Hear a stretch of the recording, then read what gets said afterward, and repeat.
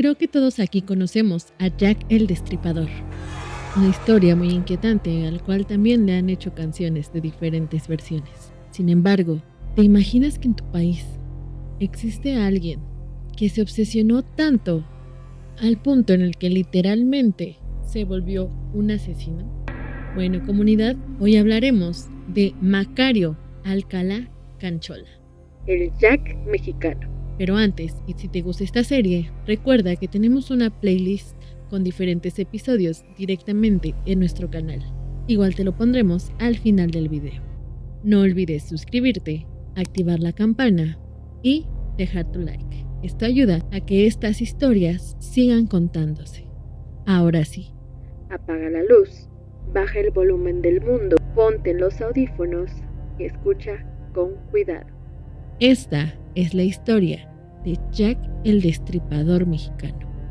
Su nombre, Macario Alcalá Canchola, es uno de los perfiles más inquietantes en la crónica negra de México, no solo por su brutalidad de sus actos, sino por su explícita intención de emular a Jack el Destripador.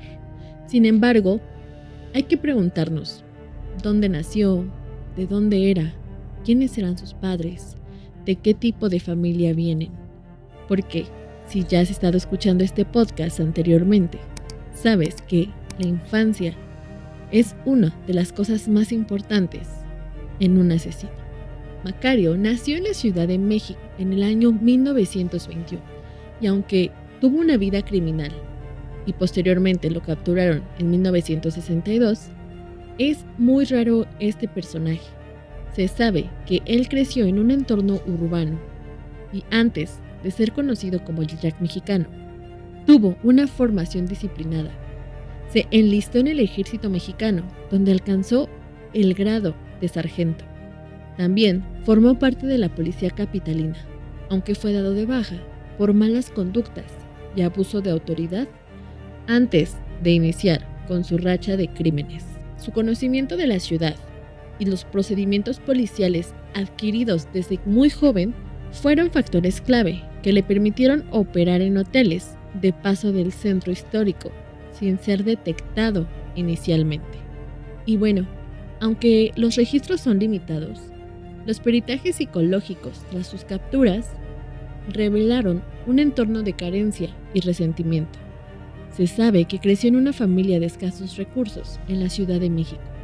El rasgo más distintivo de su juventud fue su deseo de pertenencia a instituciones de poder, primero el ejército y luego la policía. Y a pesar de su formación policial, cometió un error clásico de los criminales con complejo de superioridad. Pero de eso hablaremos más adelante. Retomando nuevamente lo que fue su infancia, los estudios de criminología clínica aplicados a Macario sugirieron que tuvo una relación distante o conflictiva con su figura materna. Se describió un entorno donde no hubo desarrollo afectivo sano, lo que contribuyó a su falta de empatía hacia las mujeres. De igual forma, su decisión de entrar al ejército como sargento y luego a la policía se interpreta como un intento de compensar la falta de una estructura o figura de autoridad sólida en su infancia. De igual forma, es importante mencionar que, a pesar de la infancia que tuvo o este tema con su madre, Macario ocultaba sus orígenes. Se esforzaba por proyectar la imagen de un hombre culto, instruido, lector de clásicos y criminalística, tratando de separarse de la realidad de su crianza en los barrios populares de la capital. Ahora, los que somos de la capital de México, de la Ciudad de México, creo que sabemos perfectamente a qué se refiere cuando decimos barrios populares de la capital. Llámese Tepito, llámese Iztapalapa, llámese Catepec, diferentes colonias que son prácticamente la misma crianza en México. Continuando con este tema, vamos a quién fue la primera víctima confirmada e identificada de Macario Canchola. Ella se llamaba Julia González Tejedas. Aunque se la asocia con otros crímenes, su historial se divide entre casos que lo llevó a la cárcel y otros que nunca fueron plenamente esclarecidos. pero que se le atribuyeron tras su captura. Julia fue una mujer cuyo cuerpo fue hallado en el Hotel de San Francisco, en la calle de Luis Moya, en el centro histórico. Fue el crimen que lo consolidó con su apodo, ya que Macario imitó las mutilaciones de Jack el Destripador y dejó el famoso mensaje en el espejo. Gracias a que Julia no fue su primera víctima teórica, pero sí fue la primera donde dejó rastros biológicos y dáctiles claros que la policía lo pudo arrestar más adelante. Durante los interrogatorios y la investigación posterior, la policía vinculó a Macario con el asesinato de otra mujer ocurrido meses antes, en enero del mismo año. Aunque los registros de la época a veces omiten el nombre específico de esta víctima, fue este vínculo el que le permitió a los investigadores notar un patrón serial. Al igual que Julia, esta mujer trabajaba en zonas del centro y fue hallada en un hotel de paso con signos de estrangulamiento y una puesta en escena similar. Antes de ser capturado, Macario ya presumía ante sus conocidos de conocer detalles sobre asesinatos de mujeres que aún no habían salido en la prensa. Se cree que pudo haber cometido hasta 12 asesinatos antes de ser detenido, pero debido a las deficiencias forenses en los años 60 en México, solo se pudo procesar formalmente por 2. Sus allegados declararon que Macario se molestaba si la prensa no daba suficiente cobertura a estos crímenes, lo que sugiere que su carrera criminal comenzó mucho antes de septiembre de 1962, ya que siempre buscaba la notoriedad. Bien, tenemos que el total de víctimas confirmadas fueron solamente 2. Sin embargo, la Procuraduría de Justicia de la época sospecha que Macario fue responsable, como ya se había mencionado, de al menos 12 asesinatos, de acuerdo al patrón que él tenía. Resaltamos que todas eran mujeres dedicadas al trabajo sexual en la zona centro de la Ciudad de México. Los crímenes ocurrieron a finales de los años 50 y principios de los 60. Muchos de estos casos quedaron como carpetazos o sin resolver debido a que la policía de entonces no contaba con la tecnología de ADN ni bases dactilares para conectar crímenes antiguos. Sin embargo, también es importante mencionar que generalmente en México no se les pone o no se les ponía la suficiente atención a las trabajadoras sexuales, ya que simplemente eran mujeres de la calle en esos tiempos. Afortunadamente hoy ya contamos con esta tecnología y con este avance en este tipo de situaciones. Sin embargo, no es en todos los asesinatos de mujeres trabajadoras sexuales de la calle que han sido resueltos. Y hago hincapié en esto porque es importante no normalizarlo. Lamentablemente, y para esas épocas, muchas de esas mujeres no recibieron justicia. Y bueno, continuando con el caso. Durante los interrogatorios, Macario tuvo un comportamiento contradictorio que confundía a los investigadores. En momentos de narcisismo, llegaba a sugerir que sus lecciones o sus crímenes eran mucho más de lo que la policía imaginaba. En otros momentos, negaba todo rotundamente, afirmando que él era un caballero y un intelectual como para hacer eso. Ahora, ¿cuál era el modus operandi de Macario? Primero, tenía la selección de las víctimas. Su objetivo eran mujeres que ejercían el trabajo sexual en las inmediaciones de la Alameda Central y la colonia tabacalera en CDMX. Elegía a estas mujeres porque en la década de los 60 era un sector vulnerable y su desaparición o ingreso a hoteles no levantaba sospechas inmediatas. Como se mencionó anteriormente, utilizaba su apariencia de hombre ordenado y serio, y a menudo se presentaba como una identidad falsa, pero con modales que no daban señales de peligro. Su formación como expolicía y militar le daban una seguridad que desarmaba la guardia de sus víctimas.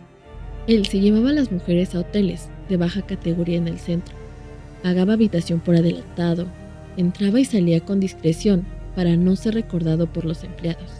Una vez dentro de la habitación, el entorno cerrado se convertía en su área de control.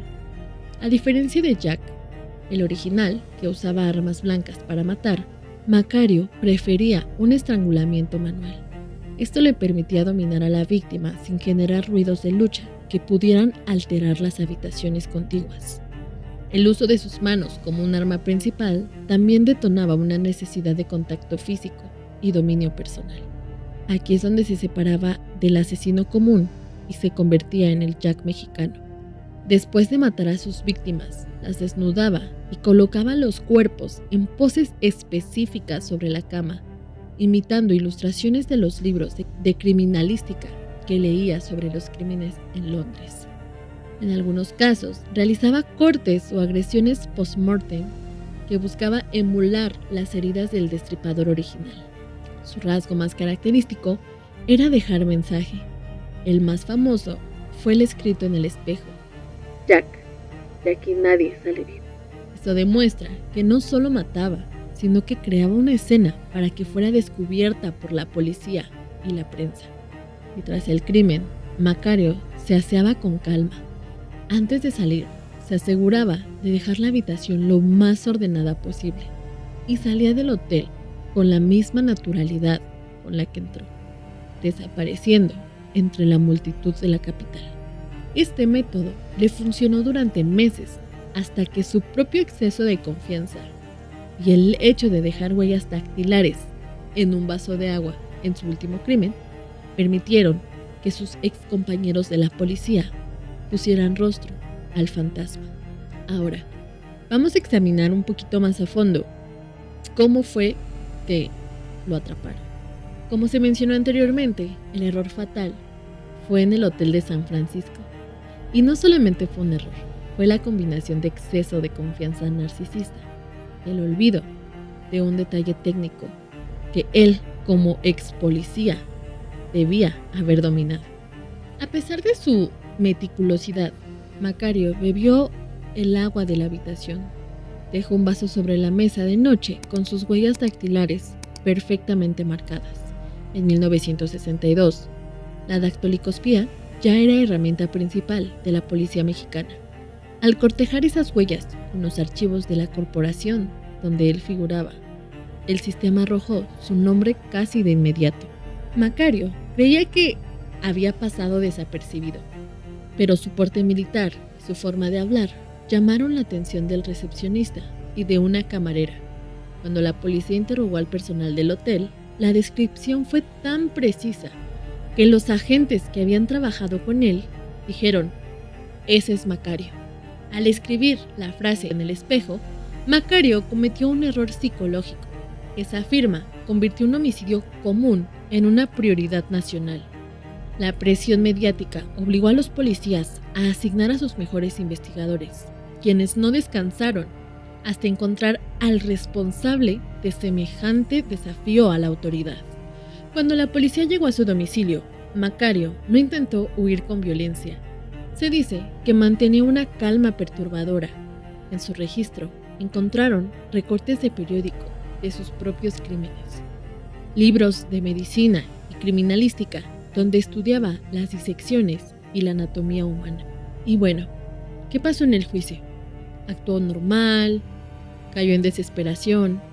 Bueno, durante el juicio, Macario intentó una estrategia interesante: fingir demencia. Afirmaba que escuchaba voces o que no recordaba nada. Sin embargo, los psiquiatras forenses determinaron que era perfectamente consciente. Su diagnóstico fue personalidad psicopática. Él sabía que lo que hacía era ilegal y moralmente malo, pero simplemente no le importaba. Le producía placer el poder sobre la vida ajena. Fue sentenciado a solo 60 años de prisión, la pena máxima en ese momento. Murió en la cárcel, sin haber mostrado nunca una gota de arrepentimiento, convencido de que su nombre pasaría a la historia junto a la de su ídolo de Londres. En conclusión, el caso de Macario representa uno de los capítulos más reveladores de la criminología en México, marcando el fin de una era de crímenes pasionales, aislados, y el inicio del reconocimiento de los asesinos seriales modernos en el imaginario nacional. Macario murió en la prisión sin remordimientos, logrando en su mente el objetivo de ser recordado.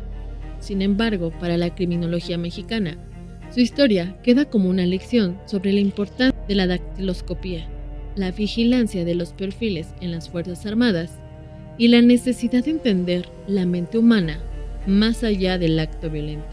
El Jack mexicano no solo dejó una firma en el espejo, dejó una cicatriz en la historia forense de una ciudad que, desde entonces, aprendió a mirar con más recelo las sombras de sus hoteles de paso. Hasta aquí el capítulo del día de hoy, comunidad. Espero que lo hayan disfrutado. Coméntame si tienes algún dato que se nos olvidó mencionar o algo que te haya gustado.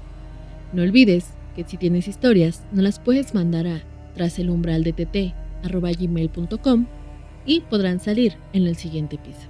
Yo soy Tete Wit y recuerda, si cruzaste el umbral, ya no hay vuelta atrás.